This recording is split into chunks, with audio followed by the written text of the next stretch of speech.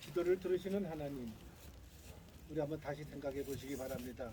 여러분들 제가 많은 말씀 드리기보다도 한 두 사람의 연예인을 예를 들어서 한 두 사람 말씀드리겠습니다.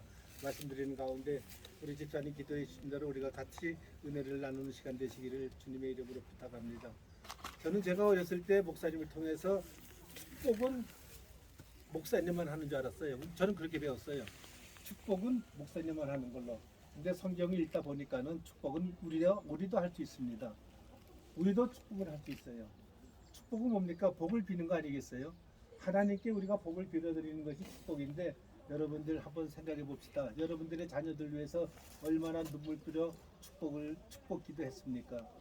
또 우리가 한번 돌이켜보면 우리의 살 길은 사실 얼마 남지 않은 거 아니겠습니까? 우리의 남은 시간을 통해서 하나님께 기도를 드리고, 기도를 드리시는 하나님을 통해서 여러분들의 후손들을 위한 여러분들의 축복 기도가 그대로 하나님께서 들으시고 응답하시는 기도의 사명자들이 다 되시기를 주님의 이름으로 부탁합니다. 여러분 혹시 이한우라는 연예인 아시죠? 네. 그저 미스 코리아 되고 미스 유니버스에 거기 나가서 4등 한 사람. 그 이한이가 텔레비에 나와가지고 한번 간증을 하는데요. 그 아버지 어머니가 우리나라에 그 무형문화재인가 아마 그래요. 지금 이대 교수인가 그리고 외국의 교수로 나가 있는데 평생을 살면서 밤 9시만 되면은 항상 집에서 예배를 드렸대요. 나는 그 간증을 듣고 그 유명하고 그 바쁜 교수가 9시만 되면 평생을 집에서 예배를 드렸대요. 내가 그렇게 하고서 그 다음날 내 보따리 싸들고 기도원을 올라갔어요. 기도원을 올라가서 내가 가슴을 치면서 하나님, 내가 자녀를 위해서 이렇게까지 기도해 본 적 없습니다. 애들이 고등학교 때까지는 같이 살았기 때문에 정월 초하루만 되면은 애들을 강제로 무조건 다 금식을 시켰어요. 우리 애들을. 그리고 같이 와서 기도를 하고 1년에 하루를 하나님께 바치는 마음으로 금식을 하며 기도하자. 이렇게는 했는데 평생을 9시에 예배를 드리는 그런 걸 해보지 못했기에 정말 내가 기도원에 가서 가슴을 치며 울면서 하나님께 나를 용서해 달라고. 이제는 그렇게 교육을 시킬 수도 없어요. 각자가 결혼해가지고 각자가 가정을 가지고 하니까는 어떻게 할 수가 없어요. 그래서 정말로 눈물 흘려 기도하기를 하나님, 우리의 두 아들이 다소 믿음이 부족하더라도 나의 이 기도를 통해서 두 아들 가정 가운데 하나님의 역사하심과 도우심이 허락해달라고 정말로 눈물 뿌려 기도하고 왔습니다. 사랑하는 집사님 여러분들이요, 여러분들 후손들을 위해서 눈물 뿌려 기도해 보시기를 주님의 이름으로 간절히 부탁합니다.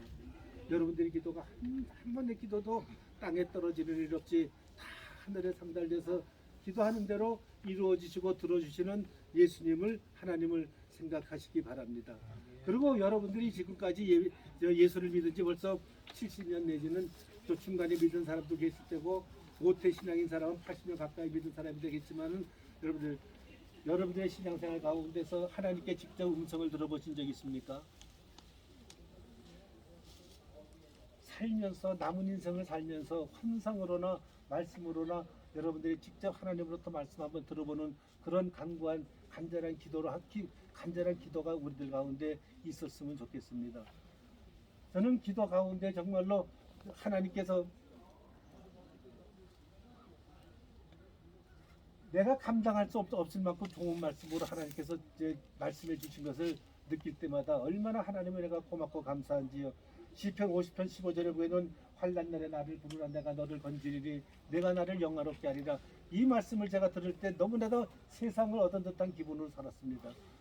환난 날에 우리가 살면서 환난이 없는 날이 어디 있습니까? 이 환난 날에 하나님 말씀하시기를 나를 부르라고 하십니다. 하나님을 부르라고 하십니다. 사랑하는 여러분들이요, 여러분들이 이 세상 살면서 어려운 일 당할 때마다 하나님께 나아가 환난 날에 하나님을 찾을 때 하나님께서 여러분들의 기도 가운데 다 역사해 준다는 사실을 꼭 기억하시기 바랍니다. 한 달 전쯤입니다. 제가 전철을 타고 가다가 성경을 보고 있는데 정말로 말씀 가운데 확 와서 여기 심장을 때려 부시듯이 와서 닿는 말씀, 시편 55편 1절인데 하나님 아버지, 내가 기도할 때 그 기도를 들으시고 시행하여 주시고 내가 간구할 때 숨지 마시옵소서. 이런 말씀이 있어요. 내가 간구할 때 하나님이 숨으시면 얼마나 억울합니까? 얼마나 불쌍합니까? 성경 속에 나타난 하나님의 말씀은 내가 간구할 때 하나님 숨지 마시기 바랍니다. 이러한 말씀을 제가 말씀을 듣고 얼마나 마음속으로 위로가 되고 마음에 확 와서 닿는지요. 사랑하는 집사님 여러분들이 삶 속에서 말씀을 보고 읽을 때마다 한 말씀이라도 마음에 꽂힐 때 그 말씀을 가지고 평생 하나님의 은혜 속에 사시기를 주님의 이름으로 부탁합니다. 여러분들 혹시 염정아라는 가수 아시죠? 그도 저 텔레비에 나와서 간증하는 걸 제가 들었는데요. 술을 잔뜩 먹고 집이 이태원이죠. 이태원에서 남산 쪽으로 올라가는데 하나님이라는 존재가 갑자기 기억이 나더라는 거예요. 근데 누구 한 사람 나한테 교회를 가자고 하는 사람이 없었대요. 그런데 몇 년 전에 이영자가 카드를 하나 보내왔는데 하나님은 너를 사랑한다고 그 글씨를 써가지고 크리스마스 카드를 하나 보내왔대요. 근데 갑자기 그 생각이 나더라는 거야.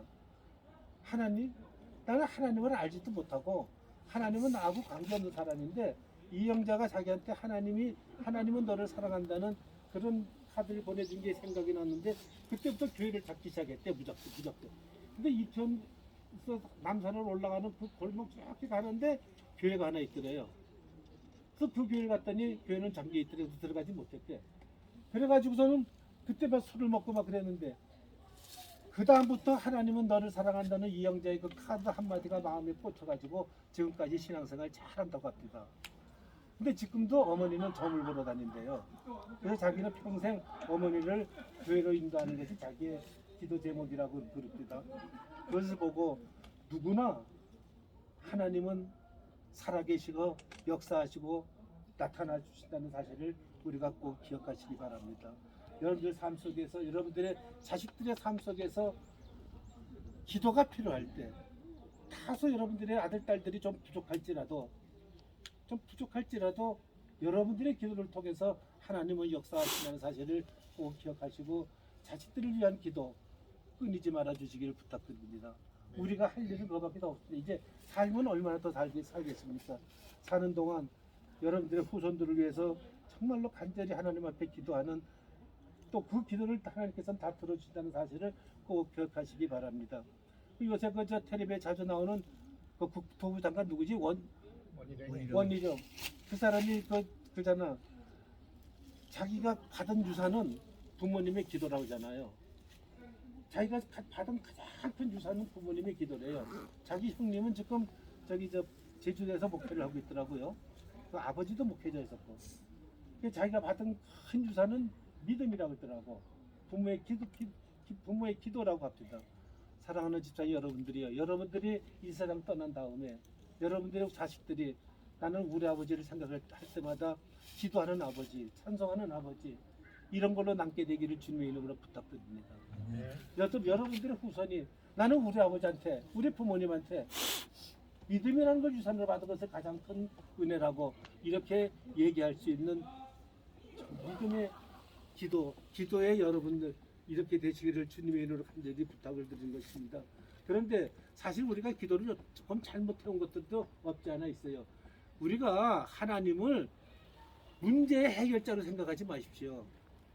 구원자로 생각해야 됩니다. 그래서 내가 예를 들어서 기도를 할 때 문제를 만들어 놓고 다 내가 해결을 해놓고 하나님을 해결에다가 맞추는 거야. 그래가지고 하나님 이렇게 해주십시오. 이거 안 해주면 화가 나는 거고 이거 안 해주면 내가 믿음이 없나 이렇게 생각을 하시는데 하나님은 문제의 해결자가 아니라 우리를 구원하시는 구원자여 우리를 도와주시는 도움자로 우리가 생각을 해야 될 줄로 그렇게 생각하시기 바랍니다. 그렇고 우리는 기도를 할 때 기도를 하고 나면은 예수님의 이름으로 기도합니다라고 하고도 금방 끝내요.